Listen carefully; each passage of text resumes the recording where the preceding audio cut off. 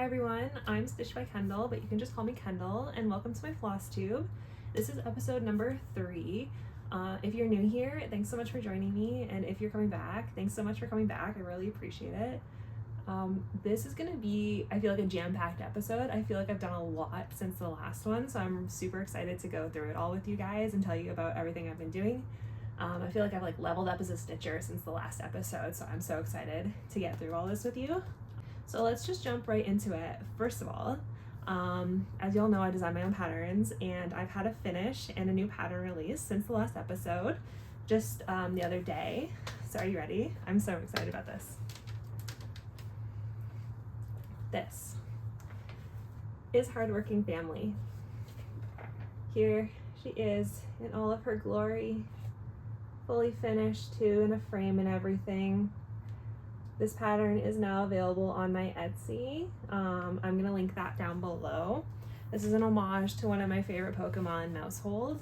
The framing is not excellent. We're not gonna talk about the framing. I don't really care about professional framing.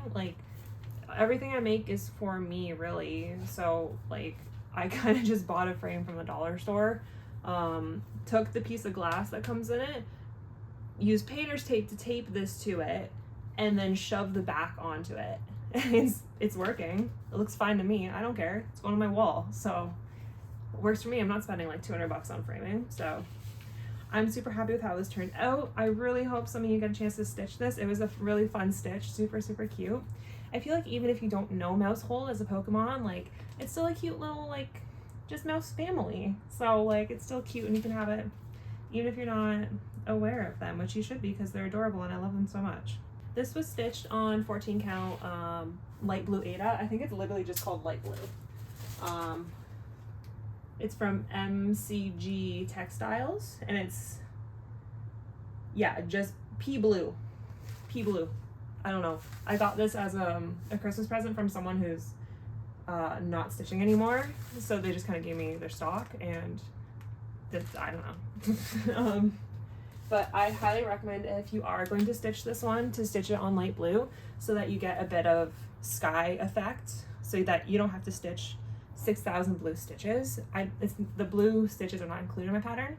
I decided not to. My boyfriend was like, oh, there has to be a sky. It's like a meadow. You got grass, you gotta have a sky. I was like, I agree, but I don't want to do 6,000 stitches with just blue. So the light blue fabric is definitely a must for this pattern, I feel like. Especially to make the clouds pop and everything. Yeah, light blue, I highly recommend. Designer's commentary, there you go. So yeah, this is now available on my Etsy, and I'm so happy that it's released finally. Yay! So next, I want to talk about a little trip that I did recently. The other week I went on a train ride to Mississauga to go to this needlework store called Gita's. I really hope I'm pronouncing that right. There's no needlework, or there's craft stores near me, but it's Michael's or fabric. There's no actual cross stitch needlework stores. So this is the closest one to me. They just recently started doing their stitch nights. I believe it's every first Thursday of the month they do it. I hope first or second, I can't remember. I'm so sorry. And my friend Sarah from Pocket Mama Shop invited me and a couple of other local stitching friends to go. So we all got together and met up and went to Gita's for the stitch night, and some shopping too. Don't worry, I got a haul from there. It was so fun. I'm gonna intersperse some clips throughout here. I tried to do a little vlog, but I'm very nervous about filming in public, so it's not that great. But yeah, it was such a nice store. It just it was stitcher's heaven in there. Things were a little pricey, but I mean, that's what you get for, you gotta pay the mom and pop tax, which I'm more than happy to pay. I love supporting local businesses.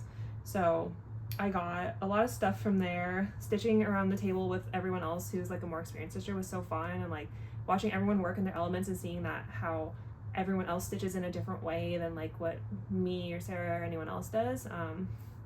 It was just really fun. I saw someone, the owner I believe, was working on framing a Mirabilia, and that was gorgeous to see. And I've never seen one in person. I've seen other people working on them, or finished online, but seeing one in person, just the size and how beautiful it that was kind of cool. Now I kind of want to stitch one. With what time, I don't know, but you know, one day I'll do a Mirabilia. So that was really cool. They had a lot of like patterns for sale, fabric, threads, just a bunch of, they had like bibs you can stitch on. It was so cool to be in that environment and be surrounded by like everyone who enjoys the same hobby, because there isn't really any of that in my area, unfortunately. So it was really cool. And I hope that I'm able to go to more stitching events there in the future. It is kind of sucky, I don't drive, so I have to take the GO train there. And it was about an hour-ish. So that kind of sucks, but I mean, like, it was so worth it. I would do it again, even though like I went after work on a Thursday, but like I had so much fun. So it was me, Sarah from Pocket Mama Shop, who I've talked about before. I met Lindsay from Maybe Stitching and Abby from Pansy Stitches. Lovely people. It was so nice to meet them in person and get to know each other more personally, and not just like the online parasocial relationship we had. So I really hope that we're all able to get together again in the future and do some more in-person stitching, because like, such lovely people. It's so nice to have friends who are into the same thing as you. Yeah, so much fun. Okay, let's do a haul now, because I have a lot of haul to show you. So I have never had an actual project bag. My first project bag was a box that my Rogers TV like cable box thing came in. So it was like this big bulky thing. I was like, I need this much protection so that like nothing gets wrecked in there. But I was carrying around like a box. It was just a Rogers box. It looks so stupid. So I replaced that with a Ziploc bag, just a big freezer Ziploc bag, and that's been my thing for like a month or a year now. I have finally leveled up and got myself an actual project bag. Here it is. Isn't it gorgeous? It's nice and pink and just like exactly my style. I saw it and I was like, that's the one for me. It's gorgeous. Look at the designs on the back. So pretty. I'll show you what's inside after. That might be my new project. But this is from Sheba Designs, who was actually at the stitch night at Gita's. So I got to, apparently these were like exclusive, like kind of like last call ones. I also got the matching thread bed. I was like, I wasn't gonna get one because I'm like, I don't know how much I need that, but this is the same fabric as the project bag. So I was like, I have to. You can't just separate the two. So now I have a thread bed and I actually really love it. It's kind of nice. Like, just keeps all your thread sorted, organized, like nicely kept there. It's got a little felt patch for your needle, which I like a lot more. I love needle minders, but I find they just fall off. Like, I don't know if it's because I transport my projects so much, like on the bus to and from work, that it's always just like randomly in places. This, I have not lost my needle yet. So I am really enjoying the thread bed, even just for that little scrap of felt. And the project bag is really nice too. It still fits in my backpack for when I'm going to work. It is like bigger than my Ziploc bag, but you know, like, I feel like a real stitcher now, even though you're not a real stitcher if you don't have a project bag. I just like, this was something I needed. It was actually funny too, at the stitch event, like I was going on about how much I really want a project bag, and then the one lady across from me was like, how long have you been stitching now? And I'm like, I don't know, like 3-4 years. I think that's how long, I don't remember. And she's like, okay, so like long enough that you shouldn't be using a Ziploc bag as a project bag anymore. I'm like, yeah, you're right. So I had to get it at that point. Another thing I got was some new needles. These are just John James needles. I'm so bad at buying things for myself, even when I need them. These, the needle I was using before was like bent and old and not good, but like, I was like, it works, it's fine, I can make it work. Even though I was miserable, like just stitching with like a bent ass needle. So I treated myself to some needles too. I actually had an issue with the one I'm using right now is nice, but I had to switch it because the first one I pulled out of this pack, it kept cutting my thread. And I was like, oh my God, is it me? Is it what I'm stitching on now? Like, what's going on? And then I switched to a different needle. I was like, okay, the needles are also new. Let me try a different one. There must be like a piece in the eye that isn't fully like rounded out and it's a little sharp, and it was cutting my thread and I was getting so upset. But the other one I switched to is working fine. So I think it was just like a one-off, I hope. But I'm loving those. Okay. This is where I feel like I've really like grown up. This is a big move for me. This is something I've been wanting to do for a while. I bought linen. Oh my God, who is she? This, I'm not gonna show you the whole piece right now because I'm working on something on the other end that I'll show you in a second. So this is what I bought. Isn't this gorgeous? It's so, so pretty. I am in love.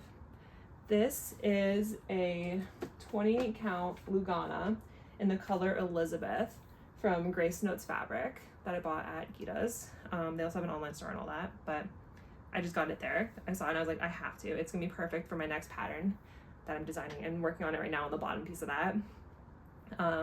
Before I started working on my next pattern though, I did do a little like test stitch in the corner up there, just to make sure I know what I'm doing on here. I got some lovely tips from Lindsay, Maybe Stitching, when I was buying the fabric, of like how you should, like some tips to like make it work and like how you stitch and all that. So I am now starting leaning against the post. I'm stitching 2/2 on my current project on this.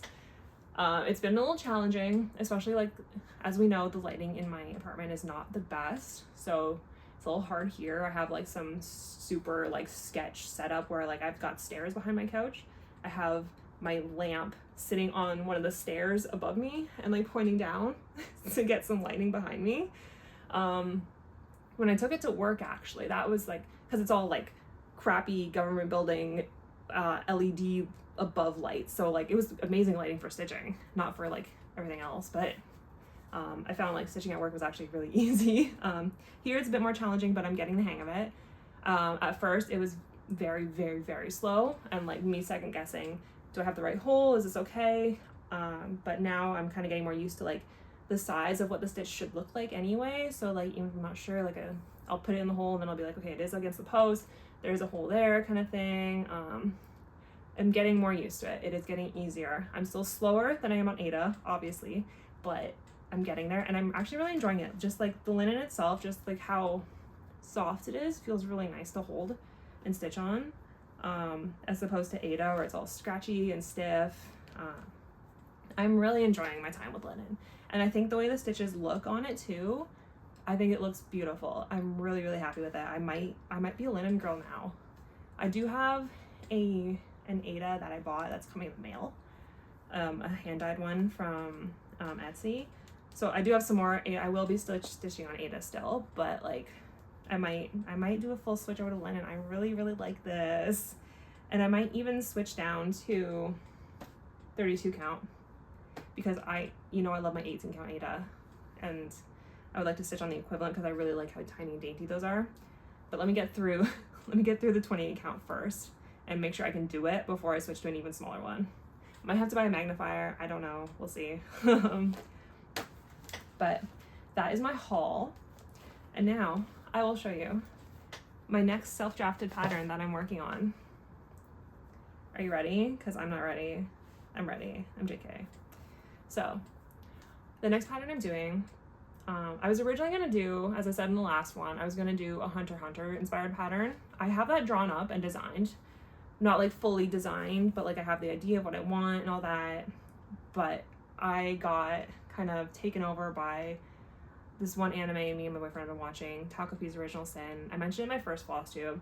It just like, it really resonated with me. It really stuck with me. I cried so much during it. I think it's an amazing show. Highly recommend if you haven't watched it. And I was like, I just want to do a pattern inspired by it because I loved it so much. So that is what I'm currently making. So this is what I have so far. You can see just a little bit there. So this is going to be the happy ribbon that Takopi uses, one of his happy gadgets.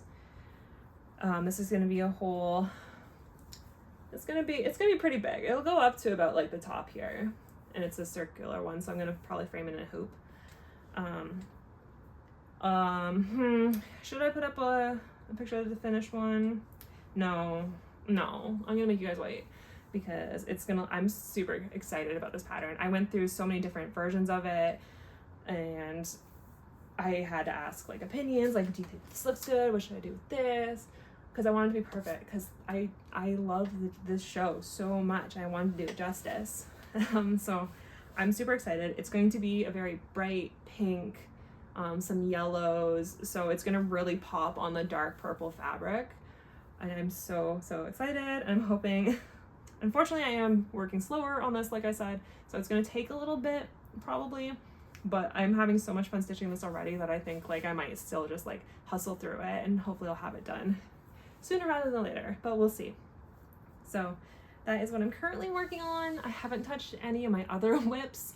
My Homage to Sleep Token or Stained Glass Raven, I know one of these days I'll get to them. I might like not be happy with my Hunter x Hunter pattern, and then I'll have some free time between this and that, so maybe I'll get working on it then, but right now my focus is all on the Takapi pattern.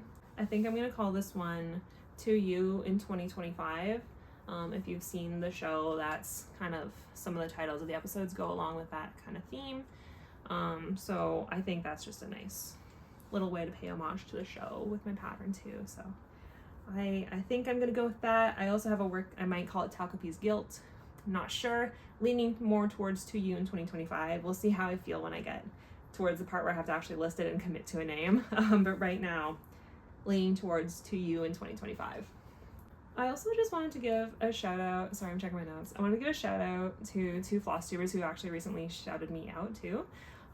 Thick Threads and Forest City Stitch. Thank you guys so much for giving me a shout out, I really appreciate it. And I highly recommend you go check out their channels too. They're both super talented and lovely people. I will put their links in the description below so you can go and check them out too. Thank you guys so much. And then up next for me, I'm hoping I can get to more in-person stitch events, because I had so much fun at the one at Gita's. And unfortunately, most things are a little far away from me, but maybe, I don't know, maybe one day we can get something going in my local area. I know there's a couple of more local ones, like more local than Mississauga to me actually, but we'll see when those come around. Hopefully I have some time that I can get out there. It's just hard when you don't have a car, but I'll make it work. And then Harvest Moon Stitch from Lindy Stitches is coming up too. I'm hoping, like, it's not in person, but it's still a nice way to stitch with your people, so I'm leaning more towards going to that. I will hopefully make a decision soon and buy a ticket. And now that I've been to like an in-person stitch event too, I kind of want to go to Stitch North really bad. It's just so expensive, but like I feel like it would be so fun. So the needle is moving on that one. We'll see. I don't know. And then I'm also just going to keep working on my Takapi pattern and hopefully working on drafting my Hunter x Hunter pattern too. We'll see how that goes. But for right now, my focus is all on my Takapi pattern because I'm so excited about that one. Go watch the show if you haven't, please. But yeah, that's all that's been going on in my stitchy world. So I really appreciate you guys coming hanging out with me and listening to me ramble about my fun little stitching life. You can follow me on Instagram. My handle is xstitchedbykendall. My shop on Etsy, where you can buy all my patterns, is just Stitched by Kendall. Those will be linked down below. You can also subscribe down below if you want to follow more of my stitching journey, my journey into linen and designing more stuff for it. I'm super excited about. And yeah, thank you so much for joining me. I really appreciate you being here, and I hope to see you guys in the next one. Bye.